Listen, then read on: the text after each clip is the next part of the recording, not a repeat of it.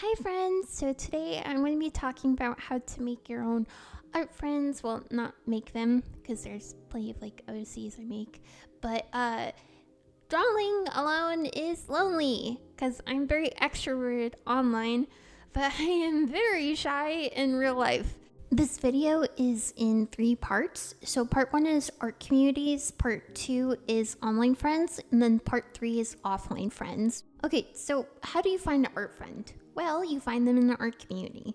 Okay, where do you find an art community? In communities. There's a lot of different fandoms, and this is where you come into hand. Is that how you say it? What do you want to find in common? For example, I am obsessed with Dungeon Meshi, and I am obsessed with the character Thistle. I have multiple times posted my fan art, and now I have a few Thistle obsessed fans like me, and we get to make art. We get to talk about theories. We get to talk about fanfics. Relationships are built on trust, and trust is built with familiarity. So if you are in a community and you see someone posting a lot, that gives you a lot of opportunity to get to know that person, not just through their art, but also through talking to them. And that's how a lot of my online friendships have started, where I literally just comment on someone's thing. I'm like, wow, this is really cool. Like, oh, this is so funny, blah, blah, blah. And when we'll just info dump each other about our certain niche, and then that moves to DMs or Discord, and then we start having calls or hanging out. It can even happen where you go and you meet your internet online best friend like I did a few years ago. Also, you can make art friends with your art because art is a great topic starter. So for example, if you draw something about a current event, let's say there's a band touring, or there's a new show, a new season of something, or there's an esports team fighting each other, or you have a YouTuber that's doing something, or you're making an animation meme out of something, a certain event that people are excited about, that you're excited about, that gives you something to talk about. And this isn't just limited to things happening right now, but you can draw things that had an emotional impact on you. So a really big character moment in a story, or a plot twist, or maybe 2 characters that you ship. There's so many things you can talk about. Another way is joining events. So for example, Art Fight happens every year from July to August. There's Inktober in October to November. So there's 30-day challenges. You draw the same character. And that's a great way of just simply making something to talk about. Many fan clubs and content creators have their own little events that they do, and if you join those events, you have a huge range of people to talk to who are going through the same thing. I am going to be talking about offline communities and clubs, but that's in part 3. In part 1, I talked about how to find art friends, but in part 2 and part 3, I'm talking about how to talk and maintain art friends. Okay, so let's say you found the community and you're talking to a bunch of people. What do you do? Well, you don't do what I did. See, I have made a lot of mistakes throughout the years, and I grew up very sheltered, and my mom, my dad didn't teach me shit about people or life in general, so I had to teach myself everything. Do not stay with friends who are toxic. It's not worth it. You can't save people. You can't change people. And honestly, it's a lot better being alone than being in drama and being stabbed in the back. It's just not worth it. Keep shooting your shot with people who will accept you, people who make you feel comfortable and make you feel inspired, and that you can have fun with, and you're not constantly walking on eggshells around. Unfortunately, a lot of friendships will fade throughout your life, and there's nothing you can do about it. Some people are in your life for a few months, sometimes a year, sometimes 5, or on rare occasions, a few decades. It's important to be open to new friends and new experiences, and not to force friendships. If someone doesn't want to be friends, it's not a big deal because there's 5 more friends like them out there. That's the sort of mindset that I have when I've outgrown my old one. This doesn't just include constantly asking someone to be friends or to hang out and they're just saying no, but this also includes forcing one-sided friendships. See, something I have learned is some people feel bad and they're not straightforward, so they're consistently nice, but they will show signs. They can have short replies constantly, they can cancel on you or forget often. So it's like, if you're picking up on that and you're feeling bad, you're feeling frustrated, you're like asking, what's wrong with me? It's a sign that this just isn't a match, and you have to put yourself out there again and find different art friends. Sometimes you find those friends, but sometimes you grow apart, sometimes you change, and that's just a natural part of life. Friendships are not transactional, and I used to have a really messed up way of looking at friendships, which was, oh, I hung out with this person, now they have to hang out with me. Oh, I did this thing for someone else, so now I have to do something for them. A friend is not someone who's like, hey, we're friends now, so can you promote me? I liked your stuff, so you can like my stuff. Hey, why aren't you replying? I gave you my time, so you have to give your time to me. Hey, so can I have a friend discount or free art? Hey, I made you free art, so you have to make me art now. That's not a friendship. This also includes trying to fit a square into a circle. It just doesn't work. There was a lot of times that I changed my looks, I changed my interest, even the words that I used, just so that I could fit into a group or, still remain friends with someone that I outgrew or someone that I admired. And it hurt a lot. Real friendships are 2 people or more that just simply like being with each other because they make each other happy. That's it. And that's all you have to do, is just exist. Whether it's creating things or going on like a night drive or watching shows together. And when you can't coexist together, that just means that you just don't have chemistry. And that's fine. There is so many amazing different combos of people and personalities out there that it's stupid to say that you can't at least find one person that you can coexist with and find a sense of belonging with. It's good to know what you want from a friendship. Some people want to relax after work. Some people want someone to relate to in their struggles in the art industry. Some people want to hang out and draw comics or art together so they don't procrastinate. Sometimes people want an info dump and geek out. Like, there's a lot of reasons, but you have to know your reason. Also, if someone is giving you a problem because like you're new to a fandom, screw them. They're not a real fan, because I don't believe anyone's a true fan if you're not encouraging other people to join a fandom. I just think that's really stupid. Those people are fans of themselves, and so just leave them behind on their high horse and go find people who will have fun with you, explain the fandom and explain different terms or what parts of a show or series you should start with. I actually think that making online friends is very easy because you're anonymous. Your job is to simply invite people. It's just being straight up. Like, I've literally commented on people's art and I'm like, hey, you like Thistle? I like Thistle. I don't have anyone to talk about my comfort character with. Do you want to be friends? And they're like, hell yeah, I can't either. And then we just become friends. And then we, just do art moot things. And that's just how simple it can be. Other times, you can just straight up DM someone. I simply commented on this person's art multiple times, and I got this random voice call from them. At first, I thought it was kind of weird, but they were like, oh, like, thank you so much. Like, I really appreciate it. Like, no one ever comments, like, on my stuff.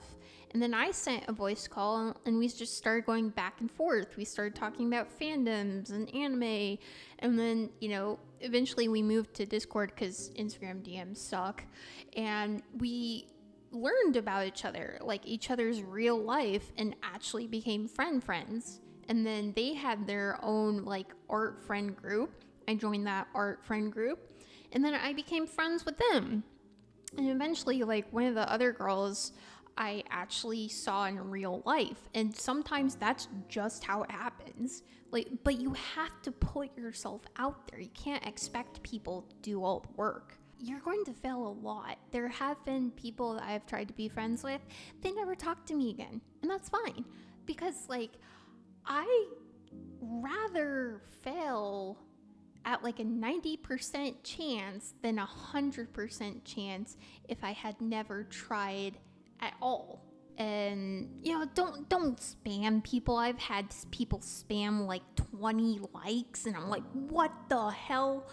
I only do 3. I keep it simple. Just 3 comments, 3 likes. That's it. Drawing fan art is probably one of the number one ways to make art friends. This is a bit different if you're like a really big artist because you're constantly getting fan art. But for those who are a lot smaller and they have avatar or OCs, especially drawing smaller details about a person or their OC's lore. For example, I have an art moot. I had to look this up because I'm so old. How do you pronounce art moot? That during art fight last year had drawn my favorite character Thistle and I was going nuts. They didn't have to do that, but they did, and it was awesome. It feels much more personal. Art trades and collabs, like animation memes, are such a good way to make art friends because I've done voice calls with people or like we'll text back and forth in Discord. You can ask questions about that character lore, that you can share art tips with each other. You can talk about art programs, like why this one's better than this. You can send art memes and videos. Like there's a lot of opportunity when you're making art trades together. And if you can't get anyone to do like art trades with, don't feel bad about it. Like, again, the mentality is give an invitation. If the invitation's turned down, move on to the next person. Some conversation starters can be just literally talking about their art, complimenting their art, asking what art program do you use, what printer do you use, like what inspired this drawing, like why do you like this character so much, like what's the lore of your OC, like what got you into art, or like how long have you been drawing. You just have to ask. People love talking about themselves. Let them talk. Friendship in general is easy. Hang out with them, have fun and create. It doesn't need to be crazy. Just talk to them. Just keep asking questions. Keep it going. The more time that you spend with someone, the more like you get familiar with someone and the more trust you build. And like I said, relationships are built on trust, and trust is built on familiarity. The only thing that complicates friendships, relationships, is when people don't know how to communicate or they're not being honest about their feelings and their thoughts. Okay, so we talked about online friends, but what about offline friends, like real life people and art communities? That can be a little tricky because a lot of people like me have social anxiety. Yay! But even though I have social anxiety, I still try. Like, I don't just go up to a group of people and like, hi, my name's Daisy. Like, I literally have to like practice the phrases in my head, walk up to people, like, and my heart is racing. Like, sometimes I legit shake, but I'm still pushing through it. And usually I feel good afterwards because like I tackled something. I literally beat up a situation and I won instead of the situation beating me up. Yeah. So if I can do it, then you can do it. You have no excuses. Well, the first step is going to places where people are going to have similar interests. For example, AnimeCon is going to have anime fans. Comic-Con is going to have comic fans. A football game is probably going to have football fans, and a library is going to probably have book fans or someone trying to study or use free Wi-Fi. Like, think about what are people there for. This applies to online communities too. Like, if you're in an art Discord, people are probably there because they like art, they're trying to make art, or they're trying to sell art. Like, this also applies if, like, you're in a yaoi Discord, people are probably there because they like yaoi. This last weekend I went to Saki Anime, and I have one of those little mini Fuji Polaroids, and I literally just walked around to find like cool cosplayers. I went up to them like, hey, do you guys want like a free Polaroid? And they're like, oh yeah, hell yeah. And it's like, it's not weird because a lot of people are taking photos of cosplayers. That's why some people are there. But it's a great way to like start conversation. Like, I was talking to these 3 cosplay girls, and we were talking about how they made their costumes and like why they like these characters. And one of them liked Freerin, and I like Freerin, and I found that she made her own costume, and I had just gone into making costumes too. And I was like, hey, like, you guys seem really cool to hang out with. Like, do you guys want to be friends? Like, I'm super shy, but I'm looking for people with like common interests. And they're like, yeah. And we traded contacts. Like, it's literally that simple. You just have to put yourself out there, and it's scary to be vulnerable, but like after you get over that heap, like that first step, usually everything else plays out. I think what's really helped me has been just being honest with myself and asking what's more important, my fear or my desire. And my desire to connect with other people is more important than not being judged or humiliated. Sometimes topic starters don't even need to be like a camera. Like, you can just wear a t-shirt, a baseball cap, or something cute. Like, it's a good opportunity if you do like crocheting, or you make your own jewelry or your own clothes. Like, if someone recognizes a concert and you're walking past them and they look at you and their face lights up, it's like, hey, I know that band, high five. Or if someone's like, wow, I really like this thing, like, this is cool, you'd be like, oh, thank you, I got this from blah blah blah. It's scary, but it doesn't need to be that complicated. Also, I have literally just asked people like, hey, can I draw you? Like, I'm looking to practice portraits or making anime characters from real life. I don't know. And most people are like, oh, yeah. And like, they'll pose. And it's like a really good opportunity to talk about anything, because most sketches can take me like 10 to 30 minutes, and you have that like time bracket to get to know someone. Most people are kind of just waiting around. Like, I've noticed when I've been on the subway and on the bus, or even like when I was in school, people are waiting for their class, or people are waiting for like a friend, or waiting to get off break or go home. Like, even at anime conventions, you'll notice a lot of people sitting on the ground, or they're at a table just chilling. Like, just literally walked up to people and what have I not done? And asked like, hey, I'm here alone. You guys seem cool. Can I join you? Like, I'm Daisy. Hi. And most people are like, oh yeah, come on in. You're part of the conversation. You're part of the group now. And if you're in a group, don't just stand there awkwardly. Like, try to smile and laugh and actually join the conversations by asking questions. Something that I've had happen is like, I'll feel insecure and feel like I'm adding nothing to the group or the conversation, and like, I'll shut down and leave. And it feels horrible because it's like, oh, it's been fun talking to you guys, and I'll just walk off and I'll be like, wow, that went horribly. But that's because I gave up on myself. See, it's like, if you ask questions, like, and you keep going, even if you feel bad, most people are really nice, and you'll feel like this warmth in your chest, like you belong. So it's like, just keep trying, even if you feel awkward, because I've noticed that everyone feels awkward.